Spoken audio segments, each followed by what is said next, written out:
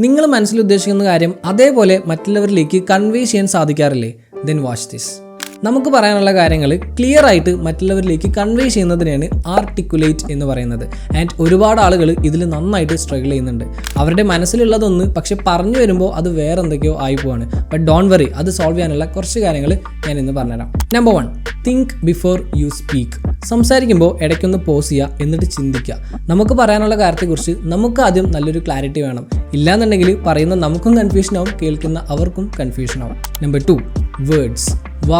വാക്കുകൾ ഭയങ്കര ഇമ്പോർട്ടൻ്റ് ആണ്. ബട്ട് എന്ന് കരുതി കടിച്ച പൊട്ടാത്ത കുറേ വാക്കുകൾ പറയണം എന്നല്ല. നമുക്ക് പറയാനുള്ള കാര്യങ്ങൾ സിമ്പിളായിട്ട് മറ്റുള്ളവർക്ക് മനസ്സിലാവണം. അതിന് വേണ്ട വാക്കുകൾ യൂസ് ചെയ്യുക. ആവശ്യമുള്ള സ്ഥലത്ത് ആവശ്യമുള്ള വാക്കുകൾ. Number 3, listening. നന്നായിട്ട് സംസാരിക്കുന്ന ഒരാളാവണമെങ്കിൽ ആദ്യം നല്ലൊരു കേൾവിക്കാരനാവണം. മറ്റുള്ളവർ പറയുന്നത് ഇൻട്രസ്റ്റോട് കൂടി കേട്ടിരിക്കാനായിട്ട് സാധിക്കണം. ദെൻ ഓട്ടോമാറ്റിക്കലി നിങ്ങളുടെ കോൺവെർസേഷൻ ഇമ്പ്രൂവ് ആവും. Trust me.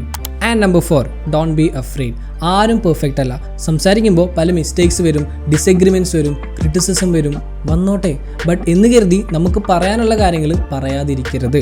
ധൈര്യമായിട്ട് പറയാം. ഡീറ്റെയിൽ ആയുള്ള വീഡിയോ നമ്മൾ യൂട്യൂബിൽ അപ്ലോഡ് ചെയ്തിട്ടുണ്ട്. You are always welcome there if you are interested.